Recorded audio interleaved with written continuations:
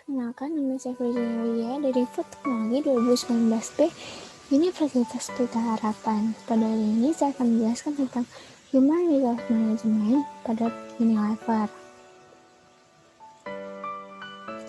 Nah, pada topik Human Resource Management ini terbagi menjadi 8 bagian, yaitu Human Resource Planning, yaitu proses penentuan oleh manajer bahwa mereka sudah tepat dalam menentukan jumlah orang, waktu, dan tempat sehingga efisien dan efektif dalam melakukan pekerjaannya. Selanjutnya ada rekrutmen, yaitu proses untuk menghasilkan pelamar yang berkualifikasi pada jabatan yang ada di perusahaan. Selanjutnya ada selection, yaitu proses pemilihan individu yang memiliki kualifikasi yang sesuai untuk mengisi job yang diinginkan oleh perusahaan. Keempat, ada orientation, yaitu proses mengenalkan pekerja pada perusahaan, lebih tepatnya terhadap transisi pekerjaan yang ada di perusahaan. Selanjutnya ada training, yaitu proses pelatihan untuk para staf agar tujuan organisasi perusahaan itu tercapai, seperti pembekalan mengenai materi atau cara berhadapan dengan orang atau menghadapi pada masalah yang akan diberikan pada pegawai. Selanjutnya ada performance management, yaitu proses evaluasi terhadap performa kerja staf dengan standar sebagai acuan. Hal ini dilakukan agar performa kerja pegawai itu tetap terjaga dan kualitas dari perusahaan itu tetap stabil. Selanjutnya compensation and benefit, yaitu staf akan mendapatkan penghargaan dari kerjanya. Yang terakhir ada career development, yaitu pengembangan karakter staf perusahaan itu.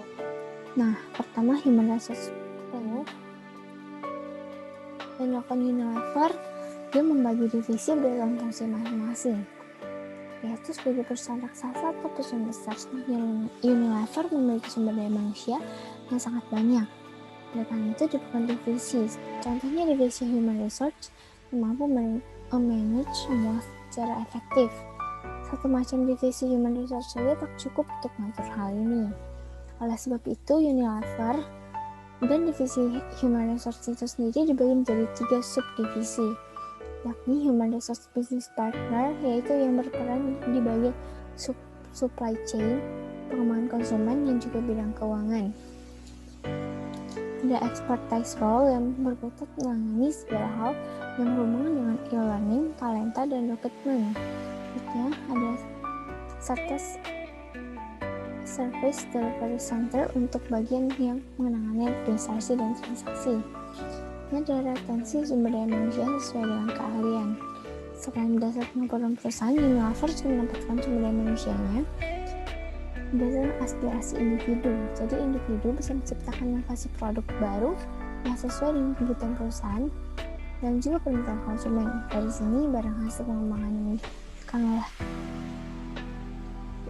maksudnya kayak satu orang itu bisa memilih dia mau ditempatkan di mana sehingga dia bisa mengembangkan idenya, sehingga pengembangan yang dirasakan lebih beragam. Dalam macam proses tersebut sudah menjadi tugas human resource untuk menyediakan seluruh sarana yang diperlukan, dan begitu sumber daya manusia yang ada bisa memberikan manfaat secara maksimal.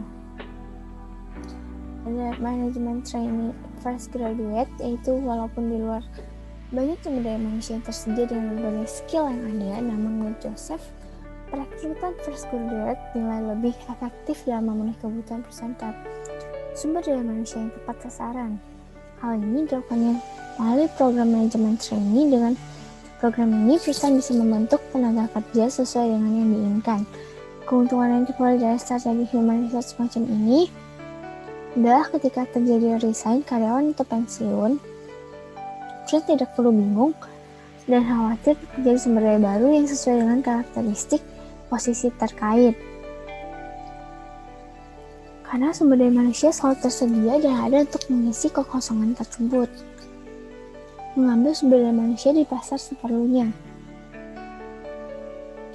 Meskipun demikian, bukan berarti Unilever tidak pernah merekrut sumber daya dari pasar. Ada kalanya ketika perusahaan memerlukan tenaga dengan skill khusus, yang mana keahlian tersebut tidak ada dalam proses manajemen trainingnya, maka itulah saat pencarian sumber daya manusia dari pasar. Pada dasarnya, Unilever itu tidaklah sendiri. Yang penting karena pengalaman yang didapat ketika si sumber daya manusia tersebut mulai terjun ke lapangan, Sementara itu, perusahaan bertugas memberikan fasilitas akan hal itu dengan mengembangkan skill dan kemampuan leadership. Hargai kebutuhan karyawan. Karyawan yang senang dalam bekerja dapat meningkatkan produktivitas perusahaan sehingga penting untuk memberikan mereka fasilitas yang diperlukan. Misalnya, menyediakan waktu yang lebih fleksibel untuk jam kerja kantor sehingga para karyawan yang merupakan ibu rumah tangga bisa lebih maksimal dan menjalankan perannya sebagai seorang ibu untuk mengantarkan anak sekolah sebagaimana misalnya pagi-pagi ibu itu dapat mengantarkan anaknya sekolah dan sore hari bisa menjemput anak sekolah. Tentu saja jumlah jam kerja juga harus sesuai dengan ketentuan yang ada. Selanjutnya ada rekrutmen, yaitu proses untuk menghasilkan pelamar yang berkualifikasi pada jabatan yang diinginkan, seperti memberikan info bahwa ada lowongan pekerjaan pada perusahaan.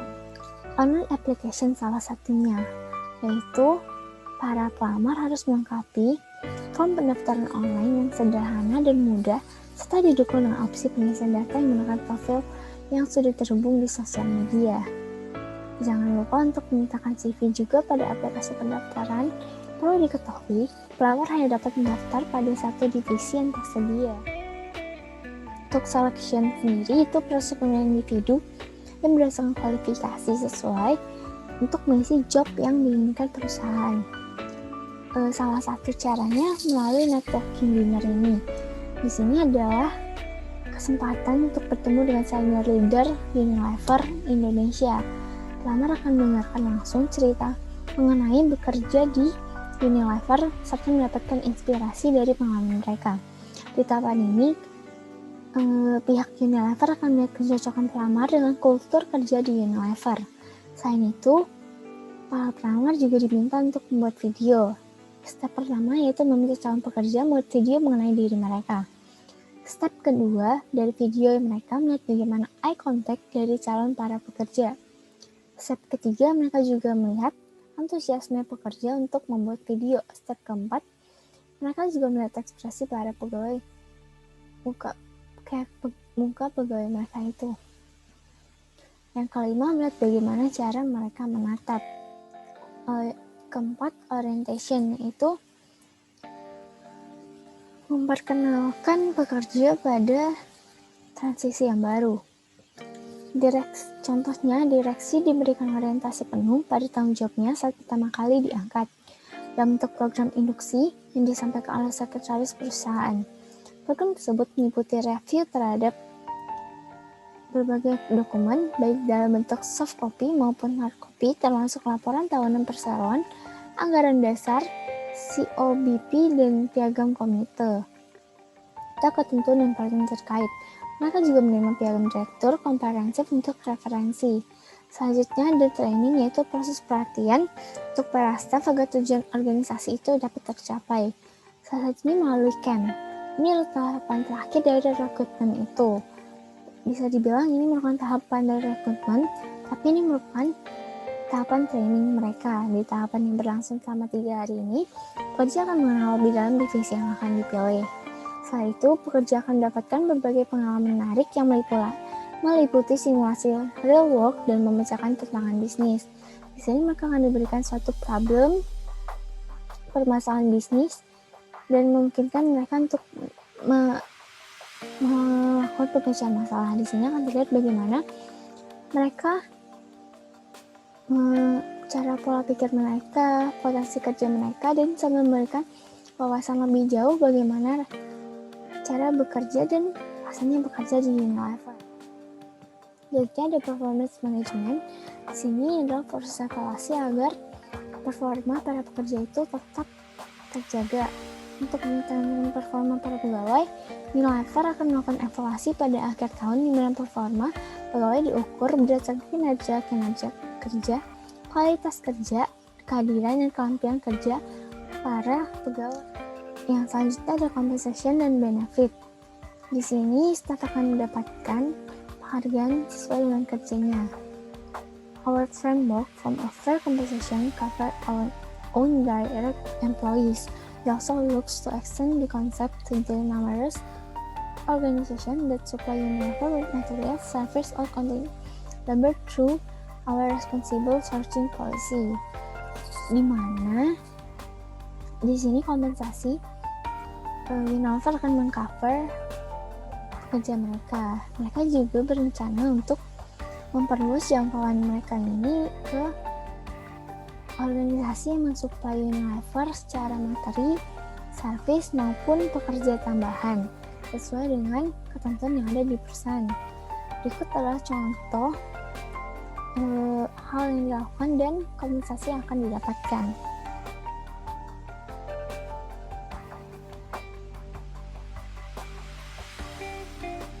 Nah, selanjutnya career development. Di sini joint ownership and responsibility that places an individual identification of a talent at all level. Company interest can take advantage of all of the group on system wide total transparency, di mana di sini akan ada identifikasi talent sesuai dengan levelnya. Juga di sini di mana ketertarikan perusahaan itu lebih di atas ketertarikan grup, dan mereka juga melakukan satu sistem yang dapat menyeluruh dan adanya transparansi pada keseluruhan perjalanan perusahaan. Sekian presentasi dari saya, terima kasih. Berikut adalah daftar pustaka yang saya gunakan.